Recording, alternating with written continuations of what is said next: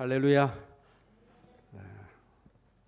오늘도 하나님께 예배드리러 나온 여러분들에게 하나님의 은혜가 함께 하시기를 축원합니다. 자, 오늘 설교는 제가 보통 설교를 할 때는 그 본문을 이렇게 주의하는데 시간을 많이 드립니다. 그래서 정확하게 그 본문에서 하나님이 말씀하시고자 하는 게 무엇인가 이거를 캐치하는 데 시간을 제일 많이 제가 소요를 하는데, 오늘은 본문에 대한 주의보다는 이 본문을 묵상하면서 이렇게 오늘날 우리 현실과 관련돼서 자꾸 제 마음속에 이렇게 떠오르는 그런 생각들을 좀 정리해서 여러분들과 함께 좀 나누려고 합니다. 오늘 이 본문을 지난주에 제가 묵상을 하면서 자연스럽게 제 안에 든 생각이 뭐냐 그러면은, 이 본문을 묵상할 때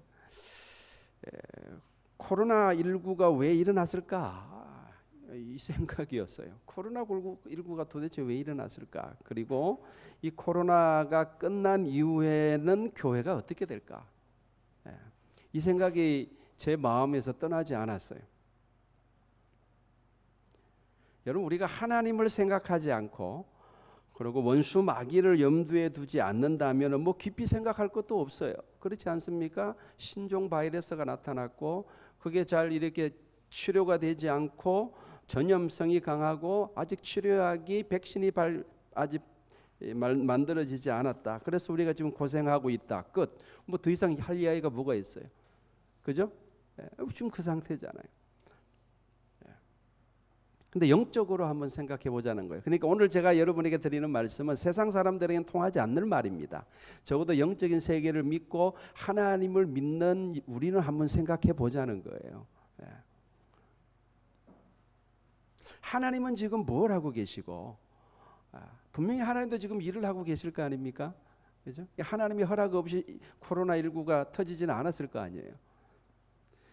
그리고 마귀는 지금 놀고 있겠어요? 여러분, 마귀가 분명히 존재하죠. 수아야, 마귀가 분명히 있지.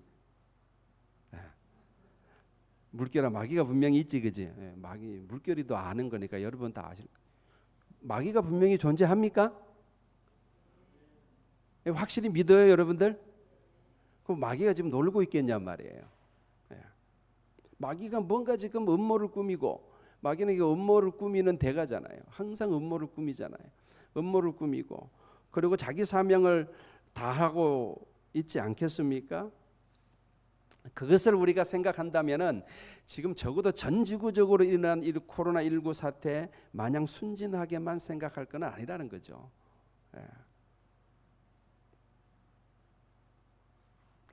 얼마 전에 정부가 주일 예배, 정규 예배 외에는 모든 소모임을 금지시켰습니다. 있을 수 없는 일이 일어난 거예요. 여러분, 이상하지 않습니까? 세상 사람들은 당연하다고 생각해요.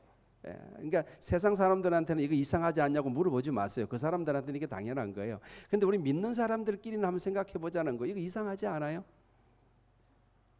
유독 교회만 꼼짝 못하도록 옥죄이고 있잖아요.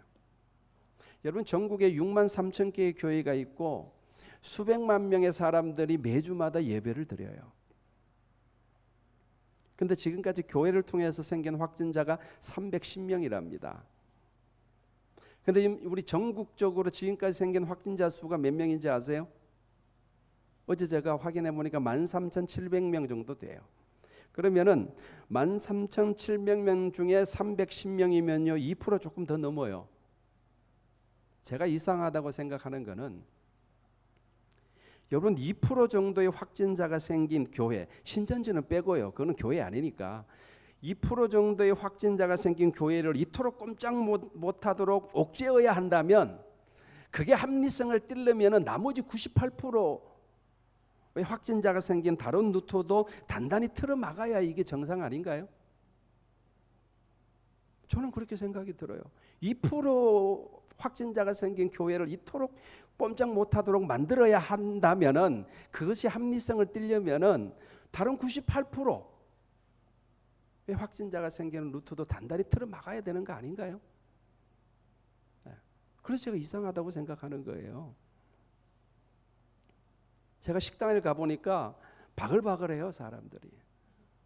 마스크도 물론 먹을 때는 마스크를 벗어야 되겠죠. 근데 이야기를 할 때도 마스크를 이렇게 벗고 먹으면서 이야기하고 침을 튀기면서 서로 침 튀긴 걸 먹고 내가 먹고 그러면서도 아무도 이상하게 생각하지 않아요.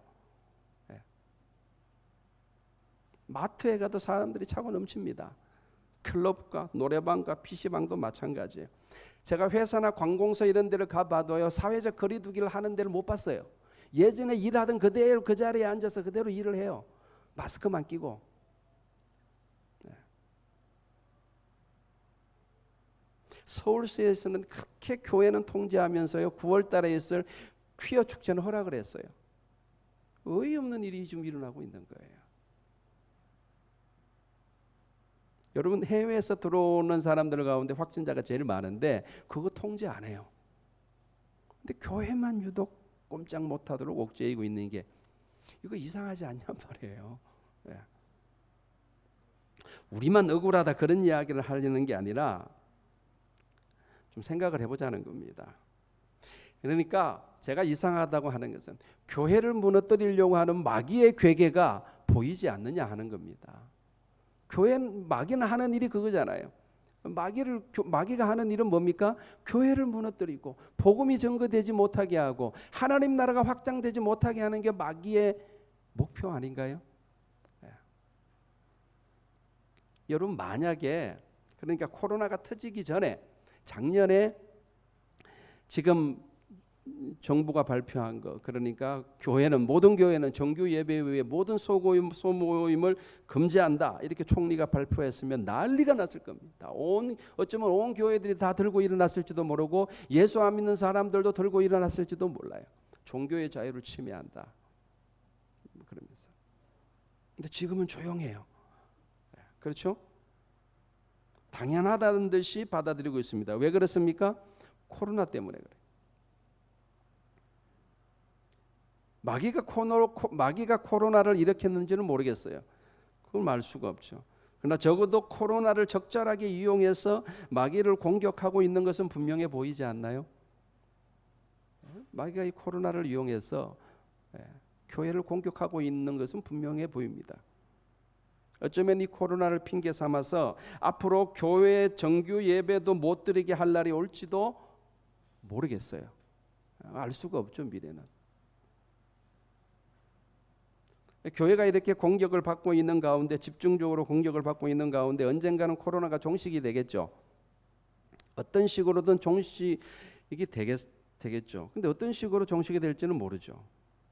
근데 아마도 영적으로 생각해 본다면은 마귀가 그 자신의 목적을 달성하고 나면은 어느 정도 마귀가 이제는 내가 목표로 한 것이 달성됐다 그러면 어느 날 갑자기 코로나가 종식될 것 같아요. 제 생각에 그런 생각이 들어요. 치료약이 나오고 백신이 나와서 종식되는 게 아니고 마귀가 원하는 것은 어느 정도 이루었다고 여길 때 그때부터 언론이 대대적으로 보도하기 시작할 것 같아요. 이제 코로나 끝났다.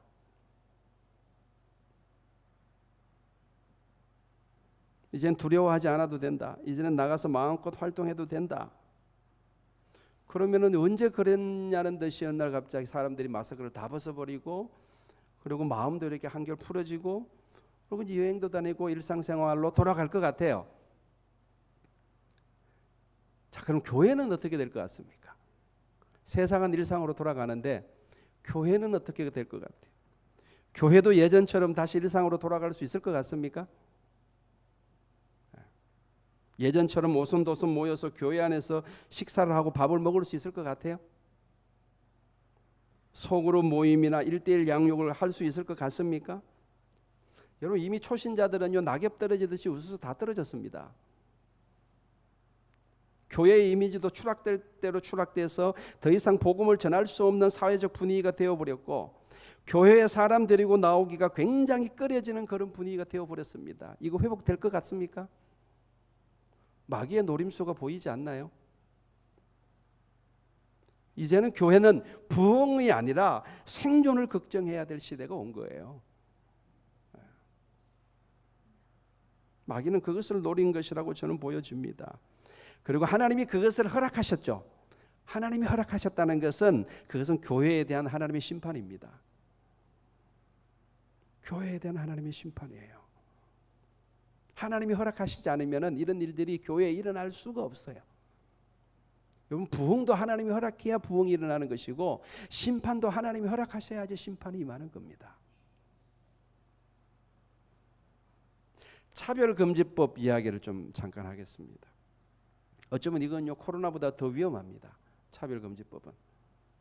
한 주일학교 학생이 교회 선생님에게 이렇게 질문을 합니다. 요즘 기독교인들이 차별금지법을 반대한다고 난리인데요, 제 친구들은 교회가 뭐 잘났다고 평등하게 하자는 법을 반대하냐고 기독교나 잘하라고 이렇게 욕해요. 제가 속상해 죽겠어요. 제가 정말 창피해 죽겠어요. 왜 교회는 사람을 차별하지 말자고 하는 이 법을 왜 반대하는 거예요? 그리고 동성애라고 하는 것은 다 각자 자기 취향인데 왜 이거를 죄라고 하고 못하게 하는 거예요? 어떻게 대답하실 거예요?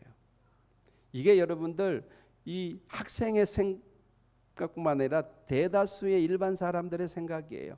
아니, 사람들 차별하지 말라고 법 만들자고 그러는데 왜 기독교는 그렇게 죽으라고 반대하느냐? 이게 차별금지법이 국제에 이게 발의된 게 이번에 처음이 아닌 거 아시죠? 노무현 정부 때 처음 발의가 됐고 지금 4번째인가 그래요. 그때마다 다 기각이 된 것은 기독교가 그렇게 하여튼 힘을 다해 저항을 했기 때문에 이게, 그리고 또 이렇게 국회가 이렇게 폐회한다 그러나요? 그 폐회하기 전에 이게 상정이 돼가지고 폐회가 되면서 허지부지 돼가지고 지금까지 안 되는데 이번에는 좀 다를 것 같아요. 이번에는 개원하기도 전에 6월 29일 날 발의를 했어요. 정의당 그 국회의원들 중심으로. 근데 국회가 개원하기도 전에 발의를 했어요. 이번에는 아주 그냥 단단히 벼르고 지금 그 발의를 한 거예요. 어떻게든 이번에는 좀 통과시키겠다.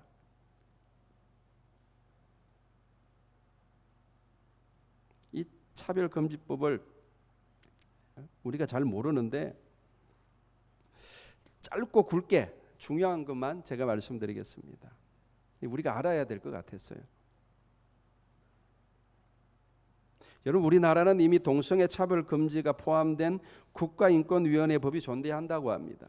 제가 시간이 없어서 정확하게 제가 체크는 안 해봤는데 국가인권의 법이 존재해요. 그러니까 어떤 의미에서 보면 더 이상 법을 만들 필요가 없는 거예요. 차별을 금지하는 법을 만들 필요가 없어요. 이미 충분히 보호를 받고 있는 겁니다. 그런데도 차별금지법을 제정하려고 하는 의도가 뭐냐? 가장 큰 이유는 뭐냐 그러면요, 처벌하려고 하는데 이유가 있어요. 징벌적 손해배상. 그러니까 시정명령을 내리고 그 다음에 이행강제금을 매기고 징벌적 손해배상을 하게 하고 나중에는 형사처벌까지 가능하게 만드는 거예요. 그런 어떤 법적 제재를 통해서 강력하게 처벌하겠다. 여러분 생각을 해보세요. 일반 사람들은요, 이 법이 제정돼도 별 상관이 없어요. 왜냐 그러면 보통 사람들은요, 다른 사람들에 대해서 관심 자체가 없어요. 그죠? 옆 사람이 동성애를 하든 말든 뭐 나하고 뭔 상관이 있겠어요. 그러니까 일반 사람들은 그렇게 다 심각하게 생각하지를 않아요. 나 외에 다른 사람들에게 관심조차 없는데, 근데 우리 교회는 그럴 수가 없어요. 교회는요, 하나님의 말씀을 선포해야 돼요. 교회는 복음을 전해야 돼요. 가장 큰 타격을 입을 게 누구겠습니까? 불을 보듯 뻔하죠. 이거를 징벌적 손해배상을 하겠다, 처벌을 하겠다 그러면요, 교회에서는요 아무 소리도 못합니다. 앞으로는. 자, 보세요. 차별을 금지하는 포괄적 차별금지법이라 그러는데, 이 차별을 금지하는 항목이 무려 22개 항목이 됩니다. 성별, 남녀 차별하면 처벌하겠다는 겁니다. 신고하면은. 그 다음에 장애가 있다고 차별하면 안 된다는 거죠. 병력, 병이 있다고 차별하면 처벌하겠다는 겁니다. 그 외에 그 밖에 나이, 언어, 인종, 국적, 피부색, 종교 등등등등 해서 22개 항목이 있습니다. 여기 보니까 용모 등 신체 조건도 있어요. 그러니까 차별금지법이 통과되면 이제 함부로 못생겼다는 말도 하면 안 돼요. 신고하면 처벌받는 거예요. 예. 신고 안 하면은 뭐 상관없지만 나 모욕당했다, 나 차별당했다, 못생겼다고 차별당했다, 신고하면은요 처벌받는 거예요. 예. 시정공고가 내려올 것이고, 시정공고를 했는데도 말을 안 들으면은 강제 이행금을 매길 것이고, 그리고 그래도 계속 그 행위가 계속되면 어떻게 됩니까? 나중에 형사처벌까지, 징벌적 손해배상까지 가능하도록 하는 게 차별금지법이에요. 그중에 특별히 22개 항목 중에 특별히 문제가 되는 게 2개 항목이 있는데, 성적 지향과 그 다음에 성별 정체성입니다. 자, 성적 지향에 대해서는 그 국회의원들이 발의한 발의서에 보면 이렇게 설명을 합니다. 성적 지향이란 이성애, 동성애, 양성애 등 감정적, 호의적, 성적으로 깊이 이끌릴 수 있고 친밀하고 성적인 관계를 맺거나 맺지 않을 수 있는 개인의 가능성을 말한다. 그러니까 동성끼리 직접적으로 성관계를 맺지 않아도 가능성만 있어도 신고할 수 있는 거예요. 네. 누구든지, 그러니까 쉽게 말해서 누구든지 다 신고할 수 있는 거예요. 예를 들어 가지고 요즘은 설교가 다 인터넷을 통해서 다 중계가 되잖아요. 그 설교를 들었는데 이렇게 언뜻 보니까 동성애를 비난하거나 하여튼 그런 소리를 들었어요. 기분 나빠. 그리고 고발할 수 있는 거예요. 신고하고 고발할 수 있는 거예요. 그러면 처벌당하는 거예요. 동성애뿐이겠습니까? 앞으로 설교를 준비할 때는 22가지 항목을 일일이 다 체크하면서 조금이라도 걸리는 설교는 할 수가 없게 돼요. 그렇죠? 그러면 신고가 다 들어가는 거예요. 그러니까 거의 설교자의 입을 막아버리겠다는 의도입니다. 기독교의 입을, 교회의 입을 막아버리겠다는 의도예요. 그런 이야기를 하지는 않죠. 그러나 실질적으로는 그런 거예요. 성별 정체성이라는 것은 이렇게 설명을 합니다. 자신의 성별에 관한 인식 혹은 표현을 말하며 자신이 인지하는 성과 타인이 인지하는 성이 일치하거나 불일치하는 상황을 포함한다. 이게 뭔 말이냐? 자신이 인지하는 성, 그다음에 타인이 인지하는 성이 불일치하는 상황 포함한다. 그러니까 불일치하면 안 된다는 거예요. 쉽게 말해서. 그러니까 내가 인지하는 성과 그다음에 다른 인지하는 성, 예를 들어 가지고 인지라는 말이 참 독특해요. 저는 남자잖아요. 근데 제가 저를 여성으로 인지를 해요. 그러면은 우리 조신자 권사님도 저를 여성으로 인지를 해줘야 돼요. 불일치하면 차별이 되는 거예요. 이해가 되시겠어요? 불일치하면 차별이 되는 거예요. 그러면 제가 고소를 할 수 있어요. 조신자 권사님이 나는 여자라고 인지하는데 조신자 권사님이 나를 남자라고 인지하고 그런다. 나는 모욕당했다. 차별당했다. 고소를 하면요 처벌할 수 있어요. 나라에서. 무서운 거예요, 여러분들. 이 무슨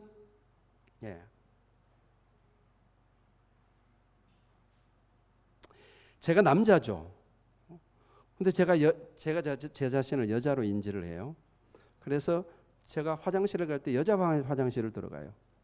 목욕탕을 갈 때도 여탕을 들어가요.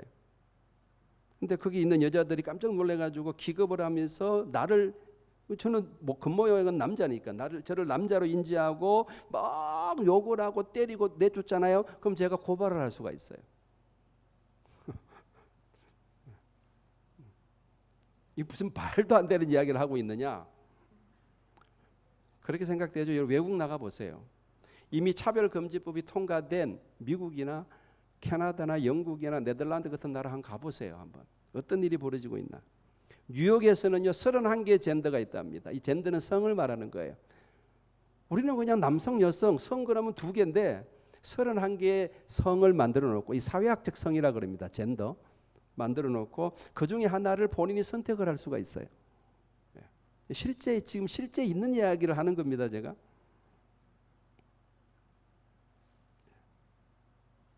그 중에 제가 하나를 골랐어요. 그리고 다른 사람들도 저를 그렇게 불려지기를 제가 원해요. 그런데 다른 사람이 저를 그렇게 그 성으로 저를 불러주지 않으면요, 고발할 수 있어요. 벌금이 무려 25만 달러를 합니다. 이게 죄정이 되는 이야기예요. 미국 워싱턴 DC에서 여자 화장실에 들어간 남자에게 어떤 여자가 당신 신분증을 보여달라 그랬어요. 그랬더니 이 남자가 모욕을 당했다고 해서 고발을 했어요. 그래서 그 여자에게 신분증 보여달라고 한 여자에게 7,000달러의 벌금이 나왔어요. 이 말이 안 되는 일들이 지금 서구 구라파 세계에서 일어나고 있어요. 여러분, 차별금지법은요, 학교에서 동성애를 옹호하고 조장하는 교육을 강제로 할 수 있게 합니다. 의무적으로 해야 되는 거예요.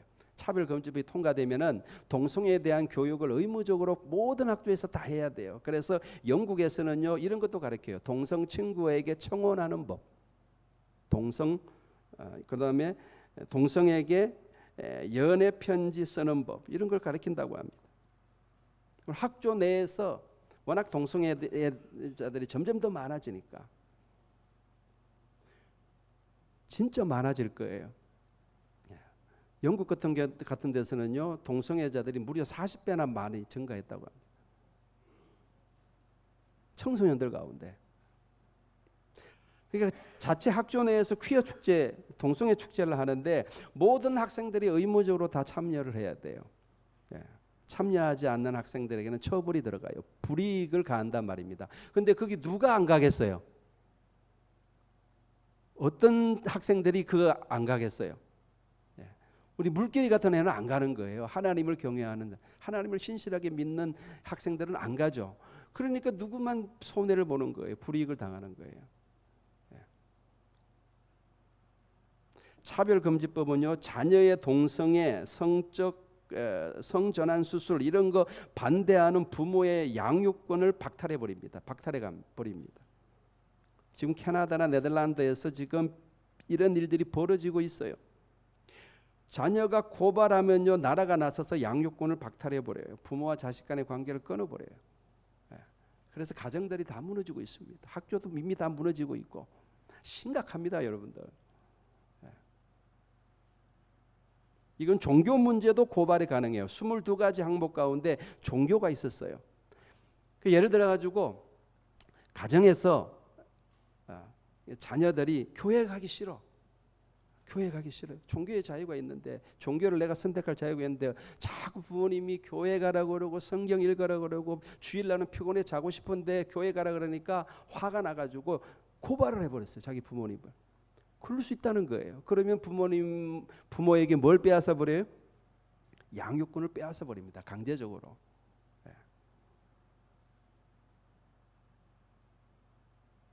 캐나다 온타리오 주에서는요, 어떤 법이 통과됐냐 그러면 자녀의 성전환 수술을 반대하는 부모의 양육권을 빼앗아 버리는 법안이 통과가 됐어요, 이미.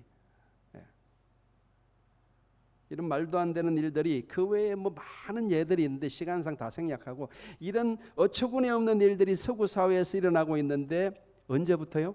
차별금지법이 통과된 이후로부터 세상이 그렇게 바뀌었어요. 근데 그걸 지금 우리나라도 하자는 거예요.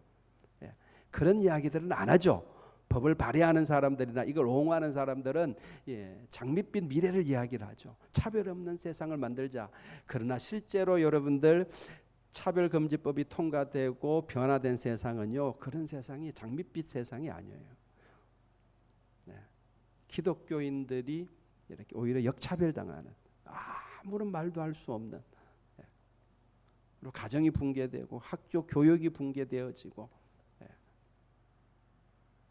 여러분, 구라파 서구 사회는요, 기독교의 뿌리가 아주 깊습니다. 길게는 2000년의 기독교 역사를 가지고 있는 그 서구 기독교 사회도 차별금지법과 동성애로 인해 가지고 지금 교회가 초토화가 되어 버렸는데, 우리나라는요, 기독교가 시작한 지, 복음이 들어온 지 불과 150년도 안 되는 사회예요. 금방 무너집니다. 더 빠른 속도로 무너질 거예요.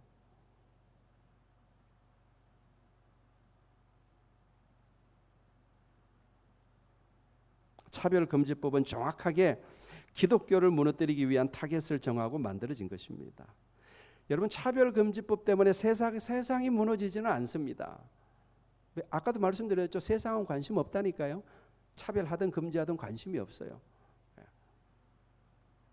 세상은 무너지지 않습니다. 이상한 세상은 될지언정 세상이 무너지지는 않죠. 그러나 기독교와는 차별금지법은 양립할 수가 없어요. 왜냐 그러면 이 차별금지법에 이것이 하나님의 말씀과 정면으로 부딪히기 때문에 그렇습니다. 둘 중에 하나 해야 돼요. 이 통과되면은 타협해서 그들이 시키는 대로 하든가, 안 그러면 하나님 말씀을 담대히 선포하다가 처벌을 받고 손해를 당하든가, 둘 중 하나 해야 되는 거예요. 이제 세상 사람들이야 진리에 관심이 없으니까 상관없죠. 그러나 우리는 진리대로 살아야 되는 사람들이잖아요. 그죠? 예전에는 차별금지법이 있기 전에는 진리대로 살면은 사람들이 우리에게 뭐 욕을 할지언정 우리에게 해를 가하지는 못했어요. 근데 차별금지법이 통과되는 순간부터, 그때부터 이렇게 합법적으로 기독교인들을 박해할 수 있는 길이 열리는 거예요. 진리를 말하지 말라고 이렇게 윽박지를 수 있는 그런 길이 열리는 거예요. 하나님은 분명히 남자와 여자를, 남성과 여성을 창조하시다. 이게 진리잖아요. 성경이 말하는 진리잖아요. 그거 말 못합니다.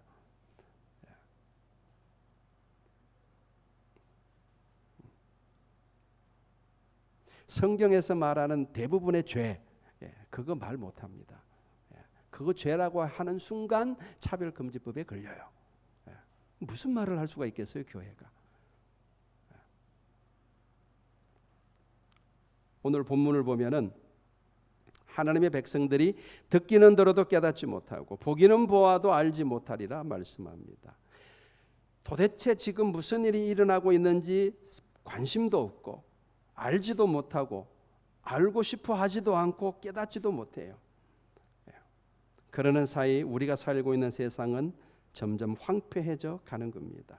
밤나무와 상수리 나무가 배임을 당할 때까지, 그러니까 이 땅의 교회들이 다 배임을 당하고 거의 없어질 때까지 새 사람들은 깨닫지 못하고 세상은 황폐해져 가는 겁니다. 예수님이 뭐라 그러셨어요? 인자가 올 때에 믿음을 보겠느냐. 저는 이 말이 자꾸 마음속에 귀 속에 이렇게 메아리 쳐요. 인자가 올 때에 믿음을 보겠느냐. 그러니까 주님이 다시 오실 때가 가까워질수록 진실로 믿는 자들이 점점 사라지고 교회는 황폐하게 될 것을 예측하는 말씀 아닙니까? 코로나19로 인해서 교회의 모임들이 다 폐지가 되어지고 차별금지법이 통과되어서 교회가 그 어떤 말도 할 수 없는 시대가 될 때 과연 끝까지 믿음을 지킬 사람이 몇 명이나 될까? 이거 생각하면요 고민이 돼요. 과연 몇 명이나 신앙을, 우리 말씀사랑교회에서는 몇 명이나 끝까지 신앙을 지키고 내가 처벌을 받아도 진리 위에 서겠다, 이런 사람들이 몇 명이나 있을까? 거룩한 그루터기만 남을 겁니다. 거룩한 그루터기만 남을 거예요. 여러분이 원하든 원치 않든 역사는 그렇게 흘러갈 겁니다. 믿는 자를 찾아볼 수 없을 지경까지 점점 교회는 쇠퇴되어 갈 것입니다. 어쩌면 코로나19와 차별금지법이 그 출발점인지도 모르겠어요. 아닐 수도 있지만 그럴 수도 있겠다는 생각이 들어요. 오늘 제가 여러분에게 너무 비관적인 이야기를 해서 한편으로는 죄송한 마음이 있습니다. 그러나 앞으로 미래가 그렇게 펼쳐질 것만 같아서 마음이 답답하고 저절로 기도가 나옵니다. 여러분 정말 그 어느 때보다도 깨어서 기도할 때입니다. 베드로 사도는 하나님의 집에서 심판을 먼저 시작했다라고 말씀합니다. 그러니까 하나님께서 세상을 심판하시기 전에 교회를 먼저 심판하시는 거예요. 소멸하는 영과 심판하는 영으로 교회의 더러움을 제하시는 그 심판을 하나님이 하시는 거예요. 우수수 다 떨어져 나갈 겁니다. 가라지들은 우수수 다 떨어져 나갈 거예요. 거룩한 그루터기로 남은 알곡만 남을 거예요. 그게 시작되지 않았나, 이런 두려움이 있어요. 아니었으면 좋겠어요. 저도 아니었으면 좋겠어요. 근데 그럴 가능성도 있어 보여요. 되어가는 일들을 보니까. 저는 우리 말씀 사랑교회 모든 성도들이 다 알곡으로 거룩한 거루터기가 되기를 주의 이름으로 축원합니다. 저도 여러분들을 위해서 날마다 기도하겠습니다. 부디 이 어려운 시대에 끝까지 믿음을 지키고 영적으로 깨어있는 여러분들 되시기를 주의 이름으로 축원합니다. 여러분 깨어 있어야 돼요. 깨어 있어야, 영적으로 깨어 있어야 됩니다.